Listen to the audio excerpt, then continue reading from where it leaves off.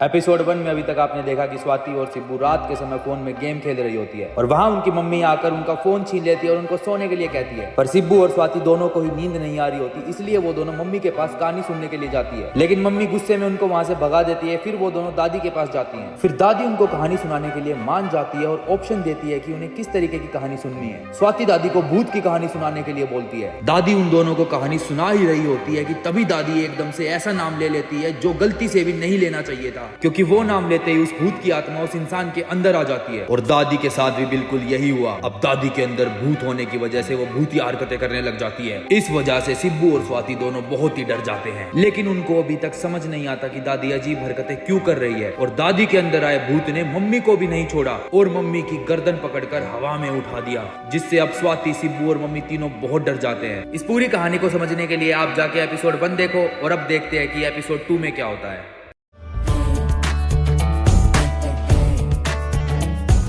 ये लीजिए आंटी जी, आपके घर की चाबी। अब से ही घर आपका हुआ है ना। और जो भी सामान आपने बोला था ना, वो सब रखवा दिया। सारा सामान यहाँ शिफ्ट हो चुका है। बधाई हो आप सबको, अब आप रह सकते हैं। आपको चाबी दे दी है। वो बात तो ठीक है भैया, पर एक बात मेरे को एक बार और बता दो कि यहाँ भी तो कुछ ऐसा वैसा चक्कर तो नहीं है? ऐसा वैसा मतलब?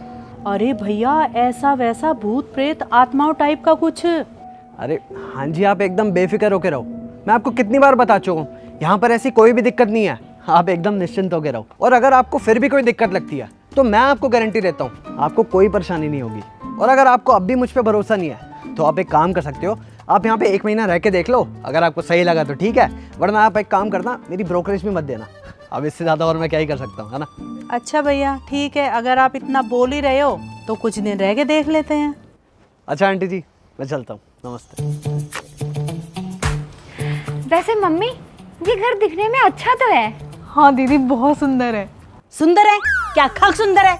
इससे कई लाख गुना सुंदर हमारा पुराना वाला घर था। तुम लोग खुद तो आए, मुझे भी साथ ले आए जबरदस्ती।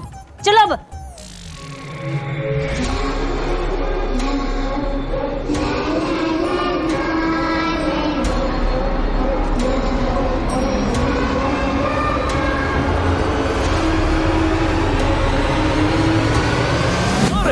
राजा बाहर आजा, आजा ओ आजा बाहर आजा।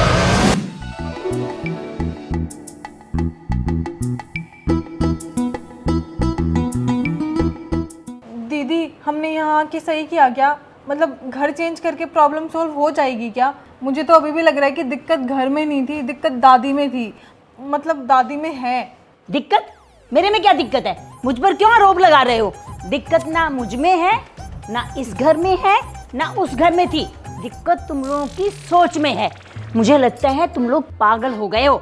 मेरी मानो तो तुम लोग आगरे की टिकट कटवा ही लो और निकलो यहाँ से। अरे मम्मी जी नहीं, हम आपको गलत नहीं कह रहे हैं। हमने अपनी आंखों से आपके अंदर किसी का साया देखा था। आपने मेरी गर्दन को ऐसे पकड़ के ना इतनी ऊपर उठा दिया था, और ये बच्चे भी डरे हुए थे आपसे। मम्मी जी, आप यकीन मानो या ना मानो, लेकिन कोई ना कोई तो था आपके अंदर। बहू क्यों झूठ बोल रही है? मैं कोई 8 बाय 10 का कमरा हूँ जो मेरे अंदर कोई घुस जाएगा? तू भी इनकी बातों में आकर अपने साथ साथ मेरा भी दिमाग खराब किए जा रही है। तुम इस नाजुक सी बुढ़िया को पागल घोषित करके इस घर से रफू चक्कर करना चाहते हो? ओह, अब मैं समझी। अब मैं तुम लोगों पर बोझ बन गई हूँ, तुम लोगों की आंखों की किरकिरी हो गई हूँ। तो भाई इतनी खिचड़ी पकाने की क्या जरूरत है? मुझे साफ बता दो, मेरा इस दुनिया में रखा ही क्या है? 2 लत्ते उठाकर वृंदावन चली जाऊंगी।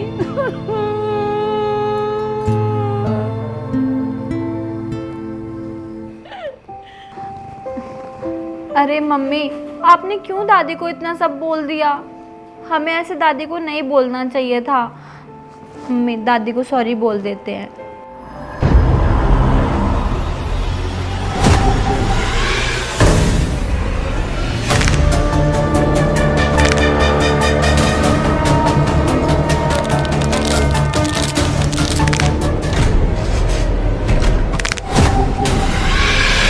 तुम माँ बेटियों को क्या लगा था मैं कहीं चला जाऊंगा? मैं कहीं नहीं जाने वाला। मैं तुम लोगों की जिंदगी हराम कर दूंगा।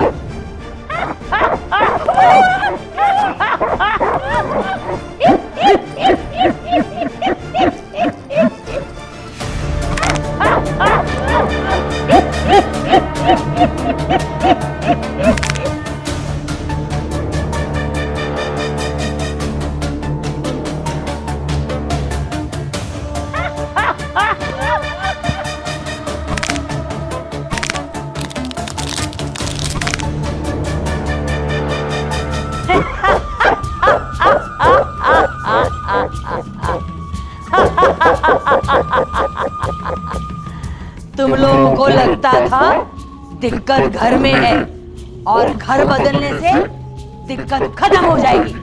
दिक्कत उस घर में नहीं, इस बुढ़िया में है। जहां जहां ये बुढ़िया रहेगी वहां वहां टप्पू रहेगा। मैं तुम सबको एक एक करके खत्म कर दूंगा।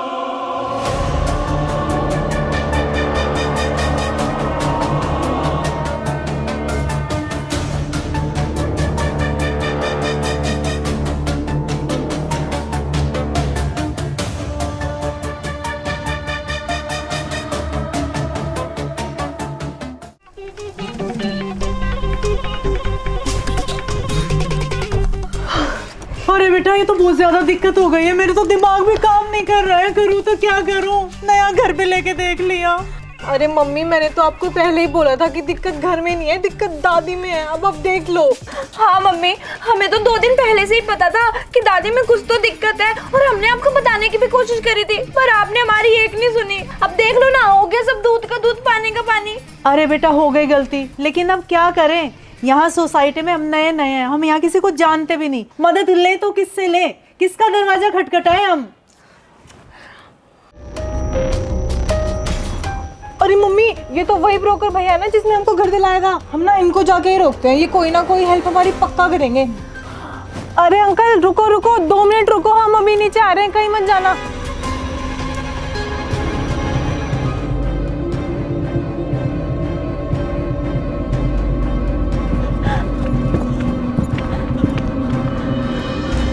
अरे आंटी जी, सिब्बू, स्वाति, आप इतने घबराए हुए क्यों? सब ठीक तो है ना? नहीं नहीं भैया, हम तीनों बिल्कुल भी ठीक नहीं है, बहुत बड़ी मुसीबत में है। और आपने सही कहा था कि प्रॉब्लम आपके घर में नहीं है, प्रॉब्लम ही हमारे फैमिली मेंबर में है। फैमिली मेंबर में दिक्कत? अरे क्या चल रहा है, साफ साफ बोलो ना।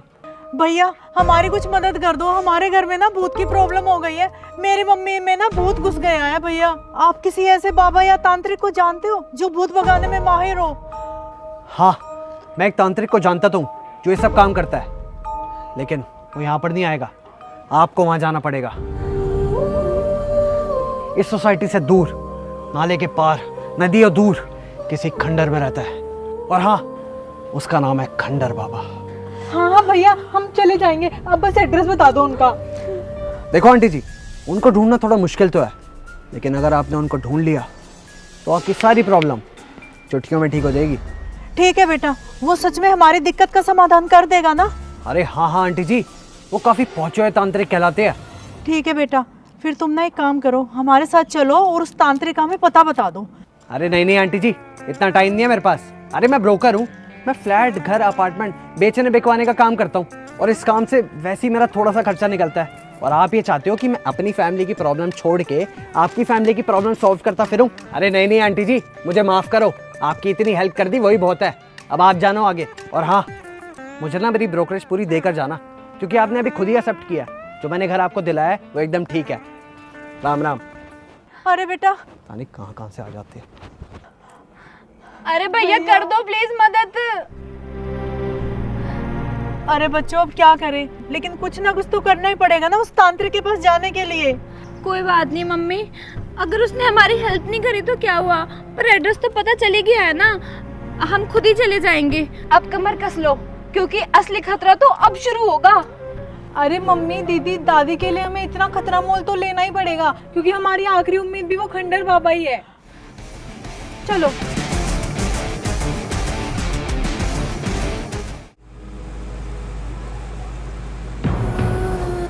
मम्मी देखो वो रहा खंडर बाबा का खंडर।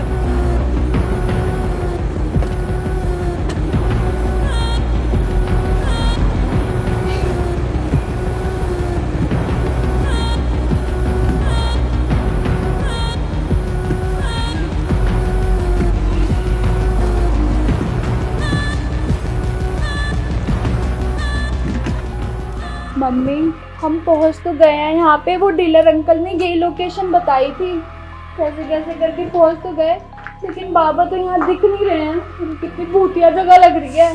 बहुत डर लग रहा है। मम्मी दीदी, ये तो मुझे भूतों का डर लग रहा है।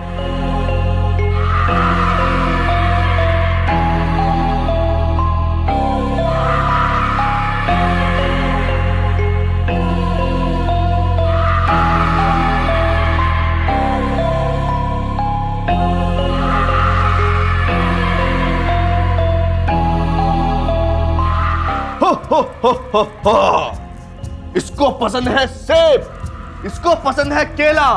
आ जाओ मेरी प्यारी आत्माओं, क्योंकि मैं हूं तुम्हारा मजनू और तुम हो मेरी लैला।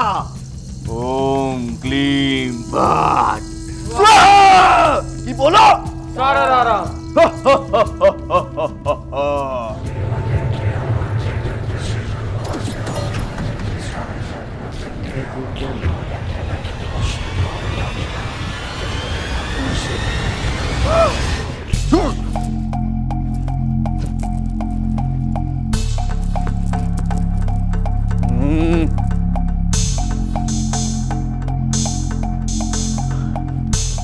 आ जाओ आ जाओ आ जाओ मेरी प्यारी आत्माओं, आके बैठो बैठो। कहाँ भटक रही थी इतनी सदियों तक? मम्मी मुझे लग रहा है ना कि बाबा जी ना आत्मा से बात कर रहे हैं। चुप चुप एकदम। एक एक करके सब अपना पक्ष रखो, सबसे बात करूंगा, सबको मौका मिलेगा। मम्मी बाबा को बोलो ना हमारी भी दादी की आत्मा से बात करे प्लीज। ठीक है, परेशान मत हो। ये खंडर बाबा सबको मुक्ति दिलाएगा। खंडर बाबा की जय हो, खंडर बाबा की जय हो। बाबा जी हमारी मदद करो बाबा जी।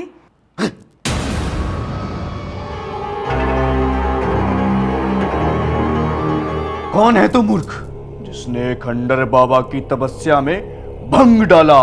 क्षमा बाबा जी क्षमा, हमें माफ कर दो बाबा जी। हम बहुत मुसीबत में हैं, इसीलिए हम आपकी शरण में आए हैं। कैसी मुसीबत?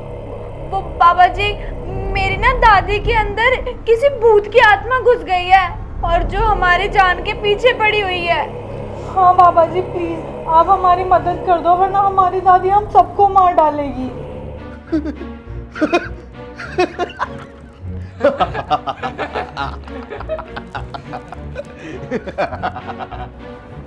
मम्मी क्या हुआ? ये बाबा जी हंस क्यों रहे हैं? ये हमारी मदद नहीं करेंगे क्या? ओम क्लीम बाट स्वाहा। की बोलो बाबा जी क्या हुआ, आप हंस क्यों रहे हो? आप हमारी मदद तो करोगे ना? हाँ, तुम्हारी समस्याओं का समाधान हो जाएगा, किंतु उसकी एक कीमत चुकानी होगी। बाबा जी आप जितने बोलोगे हम आपको उतने पैसे देंगे बाबा जी, बस आप हमारी मदद कर दो बाबा जी। मुझे पैसा नहीं चाहिए। तो फिर आपको क्या चाहिए बाबा जी? मैं इस दुनिया की मुंह माया से दूर इस खंडर में रहता हूँ, तो मैं तुम्हारी धन दौलत का क्या ही करूँगा बच्चा। हाँ तो फिर बाबा जी हम आपको iPad, iPhone, laptop, TV, fridge जो आप बोलोगे ना वो देने के लिए तैयार है, बस आप हमारी हेल्प कर दो प्लीज। मुझे ये सब भी नहीं चाहिए, कुछ बड़ी कीमत चुकानी होगी, बड़ी कीमत। हाँ तो बाबा जी हम आपको घर का राशन देंगे, जैसे कि आटा, दाल, चावल, तेल, नमक, मसाला सब कुछ देंगे, साबुन, सर्फ। बस बाबा जी आप हमारी जान बचा लो प्लीज, मदद कर दो। तुम्हारी समस्याओं का समाधान करने की कीमत होगी